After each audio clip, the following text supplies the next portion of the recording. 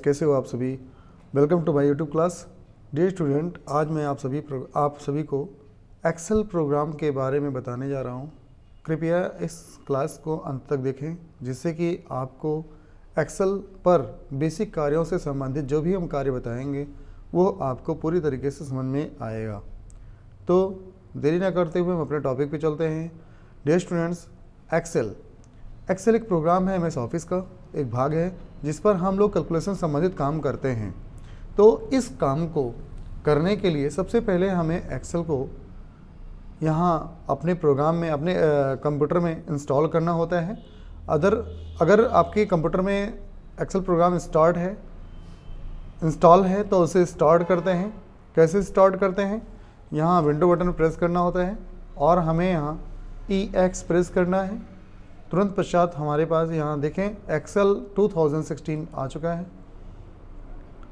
यहाँ से हम ओके करते हुए और मैं अपने इस पेज को, ब्लैंक पेज को, या ये हम जो विंडो आया हुआ है इसको हम मैक्सिमाइज़ करते हुए ब्लैंक पेज हम सेलेक्ट कर लेंगे। साथ ही साथ बहुत सारे एक्सेल पे काम किए गए हैं, इसको आपको अभी नहीं जानना है। अभी आप ब्लैंक पेज पर चलें जिस पर हम पेज को क्रिएट करेंगे।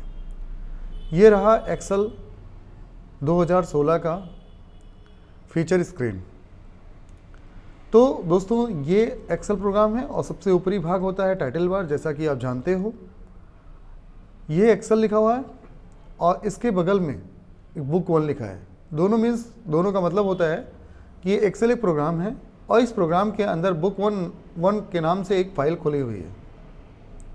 इस फाइल में जो आप ये पेज देख रहे हैं, इस पेज को हम शीट कहते हैं और इस शीट को वर्कशीट के नाम से जाना जाता है और इसी वर्कशीट को स्प्रेडशीट भी कहते हैं।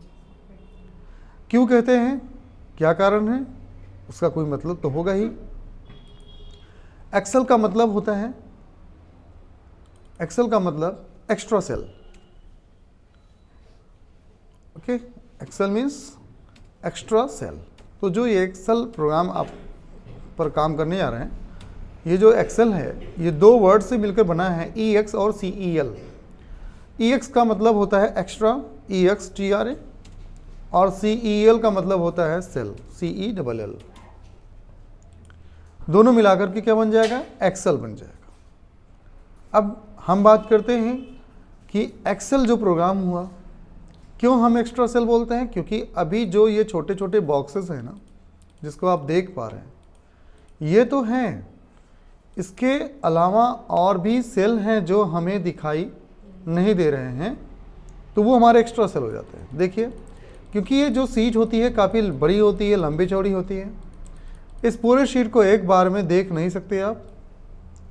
इसलिए कहा जाता है जो स्क्रीन पर, जो शीट पर आपको सेल दिख रहे हैं वो तो है ही हैं, दिख रहे हैं, और उसके अतिरिक्त में और भी सेल होते हैं, उसके अतिरिक्त और भी सेल होते हैं, उस दिखाई नहीं देते, इसीलिए कहा जाता है एक्सेल, एक्स्ट्रा सेल।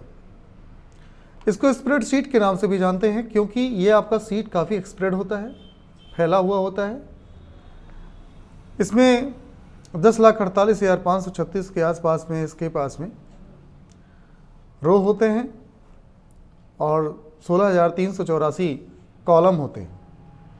दोस्तों, रो क्या होता है, कॉलम क्या होता है, चलिए समझते हैं। ये जो ABCD जो ये लाइन खींची गई होती है, इसको हम कॉलन कहते हैं। कॉलन जैसे K colon, L, M, N, O, P, ऐसे करते करते आगे तक हम जाते हैं, AMJ आ जाता है, बहुत दूर तक जाना होता है, फिर हमारा वो पहुंच पाता है। समझ आई बात? तो ये भी कॉलम की संख्या भी इसमें ज़्यादा होती है और रो की संख्या भी बहुत अधिक होती है, 10 लाख, 10.5 लाख के आसपास, जैसा कि मैंने अभी बताया भी था, 10,48,536। जो रो होता है उसको हम 1, 2, 3 नंबर से प्रदर्शित करते हैं। ये लाइन को हम रो कहते हैं और इस लाइन को हम लोग कॉलम कहते हैं। जब रो और कॉलम जहाँ मिलता है वहाँ एक बॉक्स बनता है, उस बॉक्स को हम सेल कहते हैं, जैसे मैं आपको दिखा रहा हूँ। ये एक्सेल लिखा हुआ हो तो एक सेल में लिखा हुआ। ये सेल किससे कैसे बना हुआ है? रो एंड कॉलम से। कॉलम कौन सा है? एच। रो कौन सा है? 4। आप देख लें दोनों हाईलाइट हैं, एच भी हाईलाइट है, 4 भी हाईलाइट है। एक लाइन इधर से गई, एक लाइन इधर से आई, कहीं मिलेगा जो इस बिंदु पे मिल रहा है, ये बिंदु बन रहा है और एक बॉक्स बन रहा है। इस बॉक्स को क्या बोलते हैं? सेल बोलते हैं। ठीक है, जैसे कि अभी मान लीजिए हमने यहाँ सेल ऑप्शन पे सिलेक्ट किया और आप कहोगे सर ये इस सेल का नाम क्या है, क्या नाम है? तो ये रो और कॉलम से मिलकर बना है तो इसका नाम आई और 6। आप देखो आई भी हाईलाइट है और 6 भी हाईलाइट है। अगर मैं इस पर सेलेक्ट करता हूं तो जी हाईलाइट हो गया और 13 हाईलाइट हो गया। इसका नाम क्या हो जाएगा? G13। अगर आपको पता ना हो तो आप यहां भी देख सकते हो नेम बॉक्स में, इसको नेम बॉक्स बोलते हैं, यहां पर आपको G13 लिखा भी है। ऐसे ही सिलेक्ट करता हूं तो ये इसका नाम आ जाता है D5। D5 आ गया। किसी भी सेल पर जब आप क्लिक करते हो ना तो वो उसका नाम यहां पर शो हो जाता है। स्टूडेंट, मैं आपको ये बताना चाहता हूं कि this is called to formula bar in which you can apply formula for your calculation. कोई भी चीज हम करते हैं तो यहां से हम फार्मूला अप्लाई कर सकते हैं। एमएस वर्ड की तरह यहां पर भी मेनू दिए गए हैं, कुछ मेनूज अलग हैं जिन्हें आपको समझना होगा। For example formula menu different होगा, आपने फार्मूला मेनू वर्ड में नहीं पढ़ा होगा। डाटा मेनू भी नहीं पढ़ा होगा और रिव्यू व्यू आपने पढ़ा होगा। तो यहाँ 2 मेनू आपको थोड़ा सा अलग पढ़ेंगे। और होम मेनू में भी आपको जो काम करना है, जैसे अलाइनमेंट आ गया, फॉन्ट तो था ही, अलाइनमेंट एक अलग, वहाँ पैराग्राफ था, यहाँ अलाइनमेंट है। अलाइनमेंट में सब अलाइन से संबंधित काम करेंगे, नंबर से संबंधित काम करेंगे। हम लोग एक्सेल पर जो सेल होंगे उसका कंडीशनल फॉर्मेटिंग तय कर देंगे और सेल से संबंधित यहाँ फॉर्मेटिंग करेंगे, जैसे insert cell, delete cell, format row and column and etcetera. बहुत सारे वर्क करेंगे। और ऑटोसम यानी हम लोग रेडीमेड फार्मूले का इस्तेमाल करेंगे जिससे कि हमारा कैलकुलेशन फास्ट हो जाए। और इसमें जो डेटा भरेंगे उस डेटा को हम लोग फिल्टर भी कर सकते हैं और सॉर्टिंग कर सकते हैं। सॉर्टिंग एंड फिल्टर दोनों करेंगे। ठीक है, सॉर्टिंग एंड फिल्टर दोनों करेंगे and find out your data, यहाँ से हम फाइंड भी करेंगे। ऐसे ही इंसर्ट में भी बहुत सारे ऑप्शन मिलेंगे जो आपको एक्सेल से संबंधित होंगे। पाइवोट टेबल बनाना, यहाँ ऑप्शन है, चार्ट बनाना, स्पार्क लाइन है, फिल्टर है, लिंक का भी प्रयोग आपने सीखा भी है। इसके बाद पेज लेआउट की बात अगर करेंगे तो यहाँ पर पेज सेटअप हम किस तरीके से करते हैं सॉरी, स्केल टू फिट हम लोग इसका स्केलिंग कैसे करेंगे और शीट को हम ग्रिड लाइन लाना, ग्रिड लाइन हटाना, ये सब सारा काम हम लोग यहाँ पर सीखेंगे। जैसा कि मैंने ग्रिड हटा रहा, यहाँ पर हेडिंग हटा रहा हूँ, जैसे ABCD लिखा हुआ था वो भी हट रहा है, A भी हट रहा है, तो आपको पता नहीं चलेगा, कन्फ्यूजन होगा कि एक्सेल है ये। तो ये सारे वर्क्स यहाँ पर हम लोग करने वाले हैं। पूरा कोर्स, इस कोर्स में आपको सारे चीज़ सीखने को मिलेंगे 1 बाय 1 करके। बेसिक फार्मूले से लेकर के एडवांस फार्मूले तक मैं आपको सिखाऊंगा। तो मैं बात करता हूँ, आज मेरा बेसिक क्लास है एक्सेल का। मैं ओवरव्यू देना चाहता हूँ कि आप कैसे काम करोगे इस पर। होम मेनू पर चलते हैं और कुछ बेसिक कार्यों को सीखते हैं। उदाहरण के तौर पे अगर हमको कैलकुलेशन करना है, मान लीजिए हमने यहाँ 5 लिख दिया, हमने यहाँ 10 लिख दिया, हमने यहाँ पर मान लीजिए 5 लिख दिया, हमने कहा यार मुझे इसकी एडिंग करनी है, जोड़ना है, इसको ऐड करना है। तो ऐड कैसे करें? ऐड करने के लिए इक्वल का साइन लगा दो। 2-3 तरीका बताऊंगा आपको। अगर जोड़ना है तो आप ऐसे भी कर सकते हो, 5 धन 10 धन 5, ऐसे कैलकुलेटर में होता है, हम लोग कर सकते हैं। ये 20 आ गया, आप कहोगे सर 20 तो आ गया, बिल्कुल आ गया। या मैंने इसको कहा कि यहाँ पर मैं कैलकुलेशन करूँ 5 कामा 10 सॉरी प्लस 10 प्लस 5, 20 आया। अब दोस्तों आप देख सकते हो, अगर मैं यहाँ 20 कर दिया हूँ और मैं यहाँ पर जाके 5 कर दूँ तो यहाँ पर कोई परिवर्तन हुआ क्या? नहीं हुआ। हमारा आंसर कैसे हुआ? रॉन्ग हो गया। आपने देखिए जो फार्मूला अपना यूज़ किया है ना, वो फार्मूला यहाँ शो कर रहा है। आपने क्या किया है वो सब शो कर रहा है। तो जिस सेल में भी आप सेलेक्ट करोगे, क्लिक करोगे, वो सेल का वैल्यू आपको यहाँ बता भी देगा। अभी मैं बता रहा था कि मैंने यहाँ पर प्लस का इस्तेमाल करते हुए किया है, लेकिन इसका रिजल्ट मैंने चेंज, जब इसके सोल्यूशन को मैंने चेंज किया तो इसका रिजल्ट जो है गड़बड़ हुआ, गलत हो गया। तो इसको हमें सही कैसे करना है, इसके लिए आपको एक काम करना पड़ेगा। इसके लिए आपको नंबर्स में नहीं बल्कि आपको सेल का रेफरेंस लिखना पड़ता है। आप सम का इस भी इस्तेमाल अगर नहीं करना चाहते हैं तो ना करें। आप यहां सेलेक्ट कर लें और इस पर आप क्लिक करें, 5 पर प्लस पर साइन करें, क्लिक करें, प्लस साइन करें और क्लिक कर दें। ऐसा भी कर सकते हैं। नॉमिनेशन की बात करते हैं। हमने कहा ये किस सेल में है, तो सेल का नाम आपको आना चाहिए। अब इसके ऊपर आप जाओ, देखो ई है और इसके बाएं तरफ में 5 है, तो इसका नाम क्या हो जाएगा, E5। तो आप अपने मैनुअली लिख सकते हो, प्लस कर सकते हो। इसके बाद इसका नाम F है और 5 होगा, तो क्या हो जाएगा F5।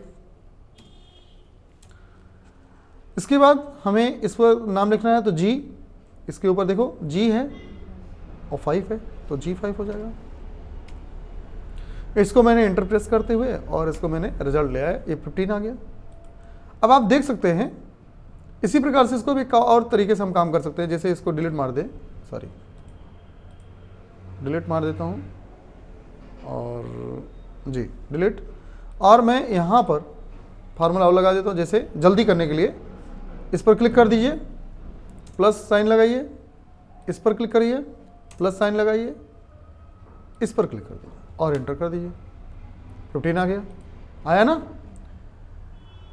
और अगर सरल तरीका मैं आपको बताऊं, सरल तरीके से क्या हो, जैसे यहाँ सेलेक्ट कर लेना और यहाँ पर आप पूरे को सिलेक्ट कर लेना, यहाँ तक सिलेक्ट कर लेना और यहाँ दिया ऑप्शन ऑटो सम का, इस पर क्लिक कर देना, 15 अपने आप आ जाएगा। ठीक है।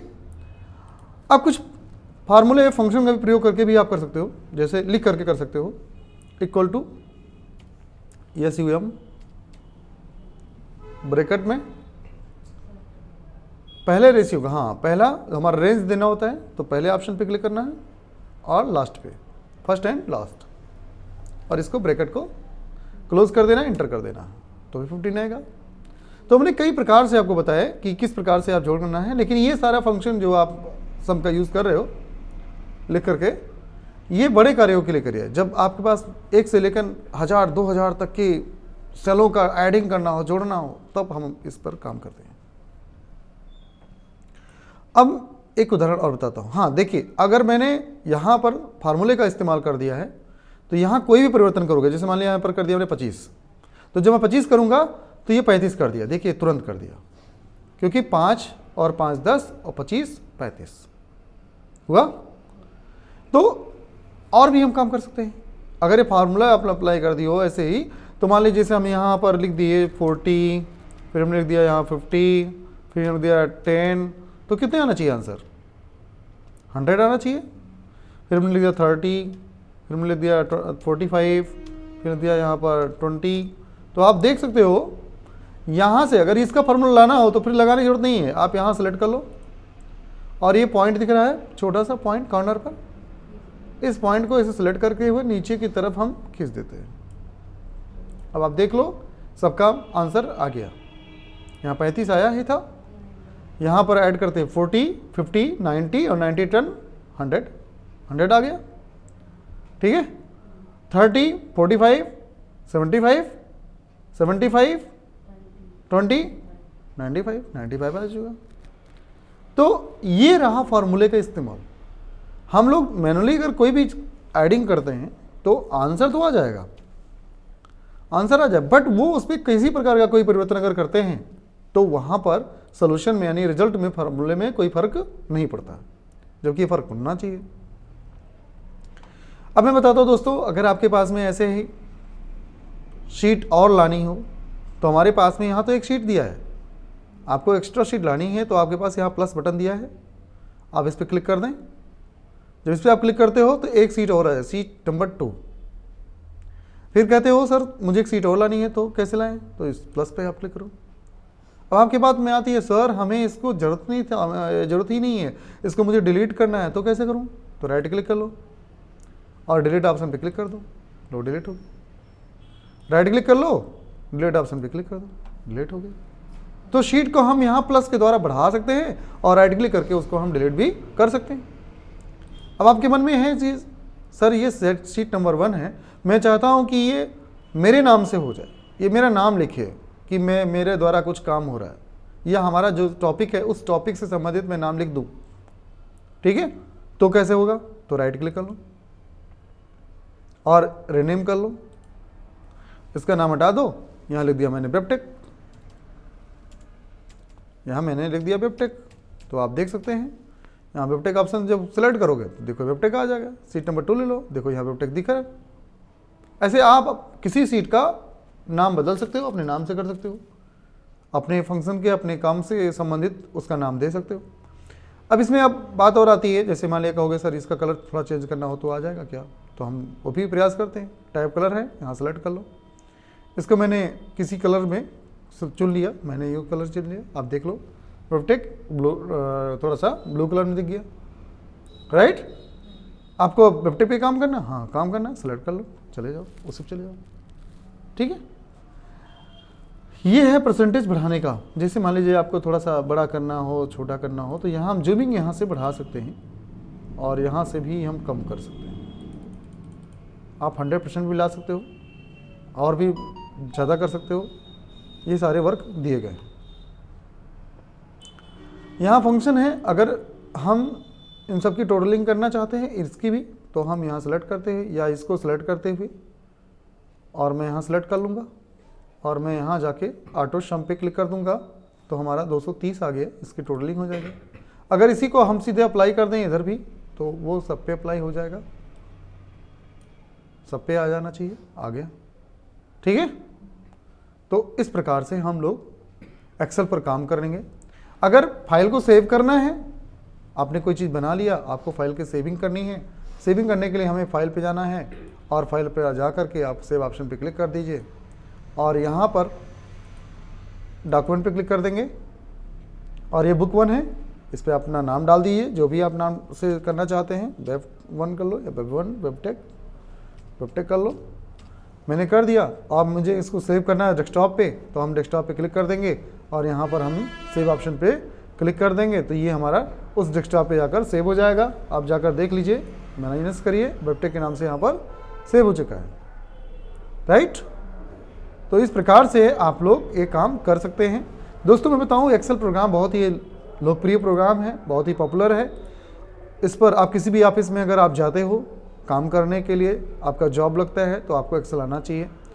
एक्सेल पर तमाम प्रकार के सूत्रों का प्रयोग होता है, फार्मूलों का इस्तेमाल होता है, फंक्शन का इस्तेमाल होता है, एडवांस भी है, बेसिक भी है, काम के हिसाब से भी सीखा जा सकता है। तो ये एक लोकप्रिय प्रोग्राम है, इसका प्रयोग करें और इसको सीखें, हमारे क्लास से जुड़े रहें और जिससे कि आपको ढेर सारा मौका मिले सीखने को। Thank you watching this video दोस्तों, थैंक यू वेरी मच।